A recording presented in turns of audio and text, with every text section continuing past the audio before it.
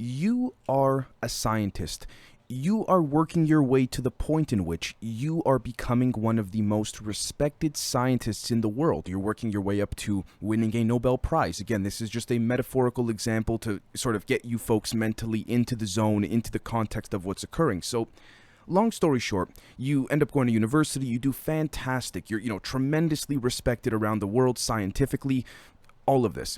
You then get invited to a science conference, and you're told on the invitation, it's it just seems to be a typical conference, and you're like, oh my gosh, you're moving up in the world as a scientist and things are going great, you're getting funding, you're getting grants, all of this, and you end up heading to this particular quote-unquote conference, if you will.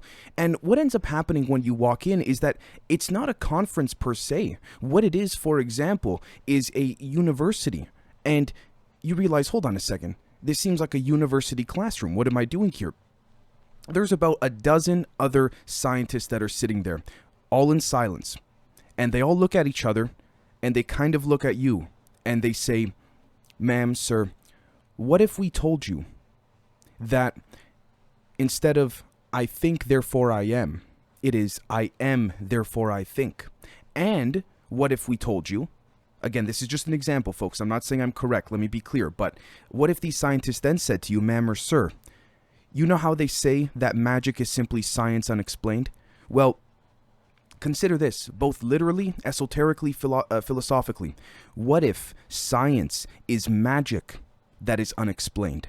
So, let's jump right into it. Now, before we do that, I just want to say very kindly and respectfully, we do have a Patreon. It does help support the show. Again, this is not a jab to any other channels, but I personally don't put ads on my show. I get sick of ads as it is already when I watch my own stuff. When I watch stuff on my own, I don't want to watch my own content, and I hope that you folks don't want to have to go through that either. So, again, patreon.com/GenerationZ.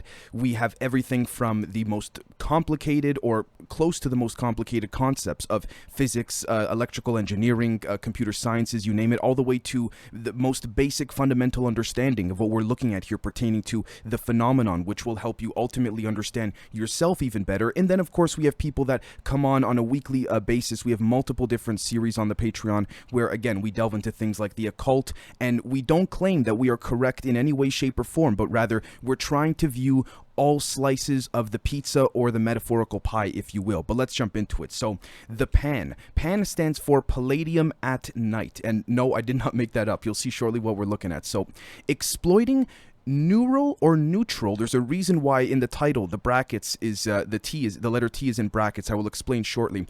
Neutral or neural grounding to prevent 0-point activation in brackets Apollo 11 moon landing. And you might think when you look at the title, what the hell is this nut job talking about today? I promise you folks, I will come full circle with all of this. So let me minimize my screen here, and we're going to go step by step, simply because as excited as I honestly am, I also feel at the same time an obligation to give as best I can a basic understanding of what we're looking at. So let's break down the title, okay? P.A.N, Palladium at Night. What we're looking at is this right over here.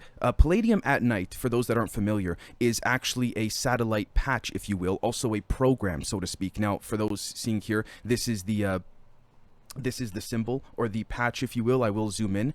And again, there's a lot of interesting patches within the United States military and the government, let me just say. Now, of course, a lot of it could be metaphorical, but there's certain things that are a little bit too poignant, in my opinion, with respects to how they stand out. But anyways, let's take a look.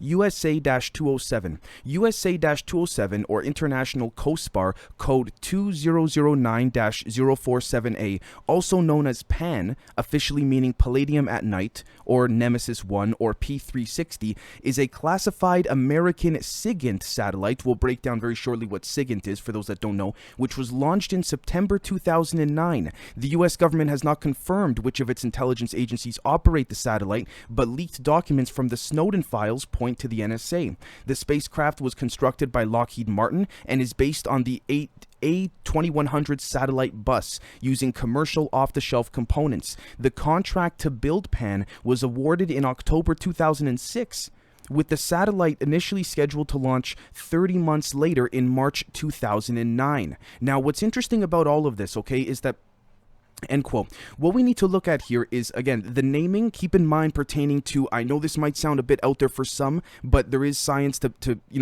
not prove this, but evidentially substantiate it to the extent in which we can say there is a there, so to speak. But the names that are given to certain government programs and military programs, maybe I'm wrong, but I respectfully encourage you folks to please inquire a little bit more. For those that are more nuts and bolts rather than metaphysical or esoteric, if you will, I'm not saying you must believe what I'm saying here. I'm just saying please consider expanding your perception in this regard. And I say that because we will see very shortly, not just with this naming of Nemesis, but the other namings of certain programs and I guess you could say apparatuses as well. But we see here that P360 or P.A.N is a classified American SIGINT satellite. Okay, so let's take a look. What is SIGINT? For those not familiar, let me just cover very quickly. SIGINT is signals intelligence. According to Wikipedia, it is intelligence gathering by interception of signals, whether communications between people or from electronic signals not directly used in communication. For example, ELINT, electronic intelligence. Signals intelligence is a subset of intelligence collection management. As classified and sensitive information is usually encrypted, signals intelligence in turn involves the use of cryptanalysis to decipher the messages. Traffic analysis, the study of who is signaling whom and in what quantity, is also used to integrate information again. End quote. You might be saying, okay, Dave, what does signals intelligence have to do with all or any of this? So again, we have the picture of the, let's see right over here, of the patch again. Now let's take a look at globalsecurity.org. What's interesting about this is that, again, Edward Snowden claimed when in the files that he leaked, again, which there were thousands of, let's be honest with ourselves, he found nothing pertaining to extraterrestrials. And the more research I do pertaining to the compartmentalization of these alleged different factions, both human and non-human, the more I find they really covered it good. And I'm not saying that to check off a confirmation bias. I would be very happy to stay here, to come up here and say, folks, I was incorrect about this or that. But so far, I haven't found that to be the case. But let's take a look. P.A.N. Palladium at Night, the super-secret communication spacecraft modeled on the Lockheed Martin A-2100 spacecraft bus design, was successfully launched by the 45th Space Wing into Earth orbit on September 8, 2009 on the Atlas V-401 launch vehicle. The U.S. government-owned spacecraft, actual agency organizations or organizations plural, if there was more than one, was not identified. I'm going to be honest with you before we go on.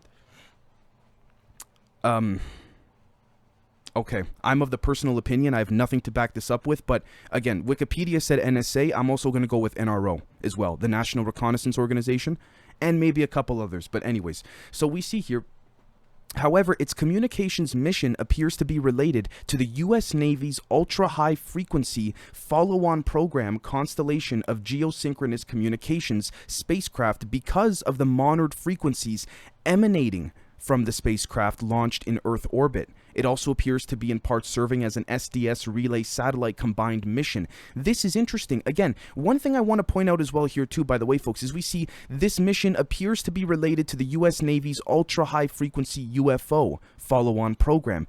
I find this quite interesting, and I don't claim to have the answer here, but ultra-high frequency, that's interesting, because I wonder if this satellite, if you will, is part of a larger apparatus, whether to benefit that of the alleged non-humans, I should say, or us is hard to say, or maybe factions of the alleged non-humans, or factions of us. But, you know, I'm going to be honest with you folks, I'm personally surprised that this was not an ultra-low frequency. Now, maybe it is, and this is some misinformation, if you will, again, sandwich the truth in with a bunch of BS, if you will. I could be wrong, though. I'm just speculating. The purpose here is to expand our perception and to think critically. I would love to hear in the comments below what you folks think about how we broke this down. Anyways, take a look at this.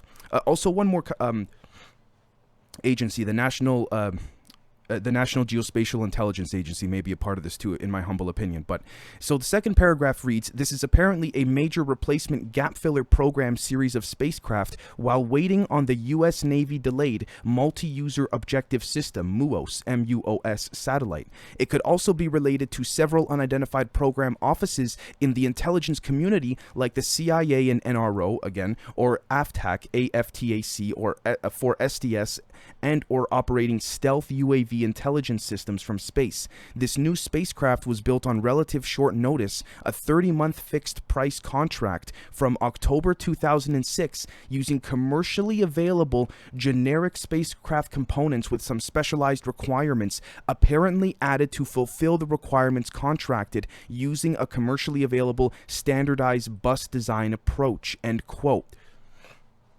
What I gather from this, if I'm being honest with you folks, is that ultimately this was a very simple, we need to get something temporary up in space and use some type of plasma phase conjugation, and we need some type of general apparatus or physical object to put up there temporarily. I could be incorrect. Now the question is, okay, why would they use such vague parts? Because it is temporary, so to speak, and at the end of the day, if anyone were to try to investigate based on a paper trail, it would just look very simply that, oh, you know, Lockheed is just using very basic parts to sort of act as a filler for, we don't know. Now, here's the thing, though. Again, you may be saying, Dave, why do you say that? Well, take a look. The spacecraft was built on a relative short notice 30-month fixed price contract using commercially available generic spacecraft components with some specialized requirements apparently added to fulfill the requirements. Okay. Again, I'm not trying to look into something where there isn't anything, but we have to consider this too. We must think critically. We must think on our feet, because again, I can't say because I don't want to get nicked on YouTube, but let's just say the propaganda is strong, if you will. Now, this, folks, is what I mean in the title when I say neural or neutral grounding. Okay. Before I get into this, I would like to very kindly explain. This is from the World Health Organization International. This is open source data. Let me be very clear. This just goes to show you what I'm about to display and tell you is that it's been in front of our faces the whole time, and we're being duped by the system at large, in my humble opinion. Now, the reason I say that is because, okay, for those on the Patreon, again, not to be a salesman, a grift, or anything like this, but patreon.com/Generation Z, it would mean the world to me if any of you folks would be willing to support. We cover on the Patreon the concept of, again, I have to be careful because of YouTube, Michael Aquino, former U.S. military psychological operations. Again, he was interviewed, I think in the last handful of years, it seemed to be so given the quality of the video that I observed, and he claimed that the Temple of Set, in which he was part founder of, if I'm not mistaken, I believe he's also a Satanist and other things that I don't want to say publicly because I don't want this video to get taken down. Point being is that it's not for me to judge someone's own personal beliefs, but he said in this interview, the Temple of Set was to focus on neutrality and exploring one's own inner, I guess you could say, I don't want to put words in Mr. Aquino's mouth, but experiences, if you will. Now, here's the thing about all of this. This is what really, really stuck out to me, and I'm going to show you folks right now. So take a look at this. This is right from the World Health Organization. Electric and magnetic fields inside the body. Chapter 2 describes the fields to which people are exposed. Now, for those that are not not familiar with the channel, please head back to the live streams, particularly the Gwen Towers live stream pertaining to how, James Maxwell, Oliver Heaviside, Heinrich Hertz, all of this concept of, removing the element of G from Maxwell's unified field theory, stagnated the field and arguably intentionally, and so that prevented any of us from noticing extremely low frequencies, which are called ELFs or VLFs, very low frequencies, or ULFs, ultra low frequencies. All mean the same thing. Why? Because those ultra low frequencies hug the ground. We can argue that this is what is used with direct energy weapons. Now you might be saying, okay, Dave, why are they trying to stop us from understanding this? Because I would dare to postulate that ultra low frequencies, extremely low frequencies, very low, whatever you want to call them, they're the key to us understanding our sovereign selves. I don't want to get too woo-woo, but I guess you could say in a spiritual sense via that of electromagnetism. Now, why do I say that? Well, please bear with me, folks. Take a look at this right over here. We're going to scroll down a little bit. Now, look at this. Look at this diagram, folks. Tells me everything I need to know in my humble opinion. Why? This is a diagram on the left of an individual suspended in free space. Their feet are not touching the ground. These wires, if you will, we'll call them that, or strings, whatever you want to call them, represent electric fields. Okay? Now, notice how everything is wrapped around quite, normally, I guess you could say, or things seem normal. Now, look what happens in the second diagram here when you're grounding. When your feet are touching the ground, frequencies emit from the ground in order to again, affect you. In which way, it's not for me to say. That's not for me to say truthfully. But at the end of the day, I couldn't help but sort of stagnate when I looked at this and said, my gosh, it's right in front of us, folks. Now, before, actually, you know what, let me let me explain a little bit more what I mean when I talk about this whole concept of, I guess you could say, 0-point energy, all of this, if you want to call. So let's take a look here at CIA.gov, Defense Intelligence Agency, Soviet and Czechoslovakian Parapsychology Research. All right, take a look at this. Again, open source, folks. This is not classified or anything like this. This is from July 1972. Although the U.S. Navy subsequently denied the reports of telepathic testing on atomic submarines, although we now know, again, at least according to the video Hal Puthoff did with Eric Weinstein and Jesse Mitchells, it seemed they did take him to submarines. I'm not saying in this particular instance, but we have to call things as we now see them relative to modern information coming out. The Soviet hierarchy apparently abetted Dr. Vasiliev's advice and gave support, both moral and financial, to his dynamic view that, again, and I quote, according to Dr. Vasiliev, the discovery of the energy underlying telepathic communication will be equivalent to the discovery of atomic energy, end quote. This is interesting because it just goes to show that, again, relative to Operation Paperclip after World War II, one could say the Soviets got the mind guys and the Americans got the materials, nuts and bolts guys. Okay? Which would explain why the Soviets were into parapsychology allegedly long before even American intelligence thought it was a thing. Point being, let's take a look. Since 1962, Dr. Vasiliev has headed a special laboratory for biocommunications research at the University of Leningrad. Major aspects of this laboratory are to conduct research and to develop machines capable of monitoring, testing, and studying telepathic communication.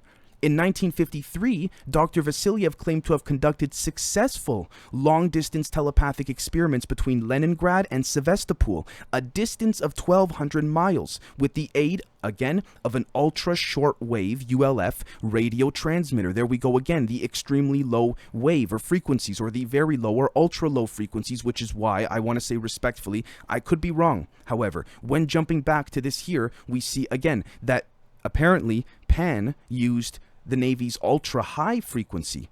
So this is, just to give you an insight into the way I think, this is the contradiction for me personally. Now again, I could be very incorrect. Let me be very clear. Just want to put that out there for you folks. So let's take a look. Let's see. With the aid of an ultra-short-wave ULF radio transmitter, as a result, Dr. Vasiliev was convinced that his experiments and those he conducted jointly with the Moscow-based Shtekrev Brain Institute, or Shtekrev, please forgive me if I butcher that, offered scientific proof of telepathic communications. His next goal was to identify the nature of brain energy that produces it. Now take a look at this. Theorizing on the above experiments, one Soviet scientist suggested that telepathic impulses are radiated along the lines of bits of information in a cybernetic system, along bits of information. Does that now remind us of information structures? Excuse me, for those on patreon.com/Generation Z, you'll know as well quite avidly. We delve into that deeply, and I'm going to show you, give you a little bit of a sneak peek of what we're sort of looking into there as well.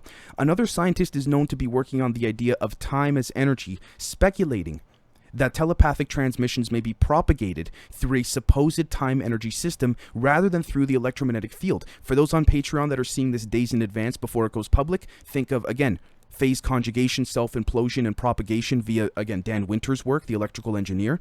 And for those that are watching this in real time, if you will, by this point in time, once it goes public, the Dan Winter roundtable with the mechanical engineer, astrophysicist, and many other fantastic individuals will have been live. So again, make of this as you will. And then interestingly enough, the so-called father of Soviet rocketry, K.E.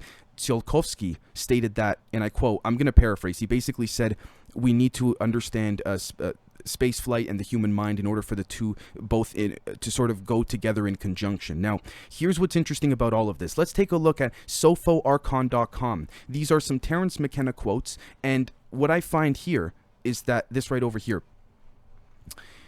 I think of going to the grave without having a psychedelic experience like going to the grave without ever having sex. It means that you never figured out what it is all about. The mysteries in the body and the way the body works itself into nature. Okay, we get our best tricks from nature, right? You know what's interesting about all of this, in my humble opinion? I find that when people take psychedelics, they seem to have this sort of more so on high doses, at least based on what I've been told. I will be honest, I've never experienced this myself particularly, but people claim they can zoom in and zoom out, and they see different sort of circles or concentric circles, and that speaks to a larger concept of fractals and fractal cosmology, if you will. But it's almost as if the nature of life, and I'm hesitant to use this term, so please forgive me. I don't mean to stigmatize this, but the nature of life serves that of fractality. And what we are currently going through on Earth as a species, on the surface at least, I can't speak for underground or anything like this, but is that in which the slice of pizza wants to be put back in the pizza box, but something is stopping it, meaning that our subconscious wants to grow, if you will, with the plan. I'm not trying to sound all kumbaya, let's, talk by the fire, everyone's happy and this and that, but at the same time, I don't know how else to elaborate. With that being said, though, let me say, folks, that what we'll find is that I would like to very quickly pull up this right over here. We're going to go to a very quick sketch pad, and, okay, please forgive me. This was on a Zoom call for our members on Patreon. Now, this is a terrible drawing, I will admit, but at the same time, I do want to sort of, demonstrate it as quickly and avidly as possible. So you see this here, right? Let me make sure you guys can see that. Sorry. Perfect. Okay. So you see this here. This could represent the human brain, the toroid field, the donut, whatever you want to call it. Why? Because, take a look at this. Pretend C represents the conscious. SC represents the subconscious. The idea is, and this also speaks to in science, I don't claim to know all the science offhand, but this speaks to collapsing the wave. Piezoelectricity relative to the alleged pineal gland in our mind is situated here in the middle. To find that perfect center, or that center state, also seems to be what a lot of people claim to do when they astral project. They say, Dave, I'm about to fall asleep, but I gotta catch myself before I go into unconsciousness. But I don't know how to explain it, but there's a way I catch myself so that I'm not conscious, but I'm not delving into my subconscious either. Now, let's take it one step further. This speaks also to the Hermetic principles, as above, so below, in my humble opinion. This also speaks to, again, if we're looking at this horizontally, turn it vertically, that's the toroid field of the human body, of the planets. Again, which would explain why Planck seems to be phase conjugation of self-implosion via that of plasma, which would explain why plasma has been sort of knocked down in academic journals for years, because I would dare to postulate, in my opinion, plasma is the gateway to the etheric realms, if you will. But that's when scientists start using the terms physical realism, because when they have extremely advanced tech to observe these quote-unquote phenomenon, they see things are happening, but not particularly in a physical sense. So again, no disrespect to any scientist, but it seems like the term physical realism is what they would like to call things or phenomenon when they don't want to use the term magic. Hence, going back to the beginning of this episode when I said, what if science is magic unexplained? Because what if we are looking at not even one side of the coin, a percentile of a percentile within one fractal of that one side of the coin, which would be what we know to be physics, which would explain why Sir Roger Penrose, in his book The Emperor's New Mind, claims that if we keep simply studying physics, we will never fully understand the mind. Right? Now, let me also take it one step further as well. You see this right over here? Again, how it's all about how it's focusing in the middle here. Notice the DNA double helix, the wave. Interesting, isn't it? Part of my drawing, the mouse is slipping here, but notice that. And then notice that this speaks also to collapsing the wave. If you can collapse the wave, the red line, or the red wave, imagine it's a frequency, would line up with the center of your mind in this case. But again, of the pineal gland, of the planet, so to speak, you name it, and it's doing it. Do you see what I'm saying? Now let me just start, like, for example, you guys see what I'm getting at here, though. This would be the concept of the double DNA helix. My gosh, this is a terrible drawing, but you guys see what I'm saying, right? Okay, so let's move on. Let's take a look here. PubMed.ncbi.nlm.nih.gov. Free energy formalism for particle adsorption, not absorption, adsorption. This was done in 2005, okay? Now, by Pierre Gosselin and Hervé Morbach. The abstract here, let me read very quickly. The equilibrium properties of particle adsorption is investigated theoretically. The model relies on a free energy formulation, which allows us to generalize the Maxwell-Boltzmann description to solutions for which the bulk volume fraction of potentially absorbed particles is very high. As an application, we consider the equilibrium physical adsorption of neutral and charged particles from solution onto two parallel adsorbing surfaces. Okay. Notice how neutrons, neutrality, neurality with the brain, again, pertaining to the esotericism deriving from that of the Latin language, one could say the focus of intent on a particular language to emit a particular energy from our body, and we can substantiate that over here with, let me scroll down very quickly, with, again, the frequencies that the body gives off to create an intent focused on that word. Now, with that being said, notice again, 50 hertz, 60 hertz, the bone, the tendon, the skin, the muscle, the bladder, the prostate, the heart muscle, the spinal cord. Interesting, we don't, anyways, I was going to say adrenal glands. You guys know where I'm going with that. But point being, we see over here as well, how free energy formalism for particle absorption, hal.archives -ouvert.fr.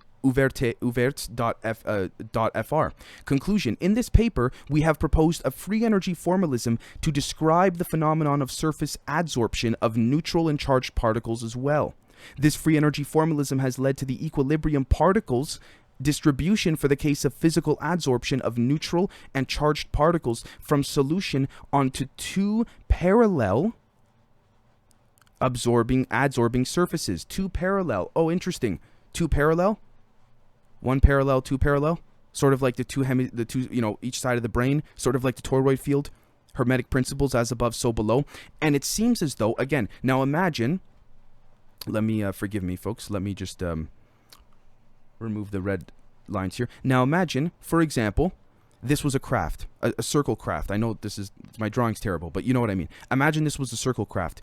They would need to run an energy beam, which we now know to be, I would dare to postulate, but maybe I'm very incorrect, neutrons, which speaks to neutrality, which speaks to, again, the concept of the temple of Set and how it's not so much about breaking free will, but more so bending it in a particular way. Point being is that you would run a beam, a pulsating beam, through the center of the craft constantly in order for the plasma field to, let's use another color quickly. Let's say yellow represents the plasma field, to void the space-time grid. You see what I'm saying, guys? And let's say you got to run a beam, this yellow beam of a particle beam through it. The second this beam stops running through the middle, then the plasma field no longer voids the space-time grid. It then drops back down. Again, I found it quite, I guess you could say, intriguing that Salvatore Pais said on Kurt Mungo's theory of everything, it's not new science, it's a new perspective of old science. I found that quite intriguing. Now again, let's take a look at some articles before we wrap this up, just to show that a lot of this may be coming to fruition. Chipstero7.wordpress.com. Again, not exactly a mainstream media website. Entities emerging from an 8-spoked wheel. Okay?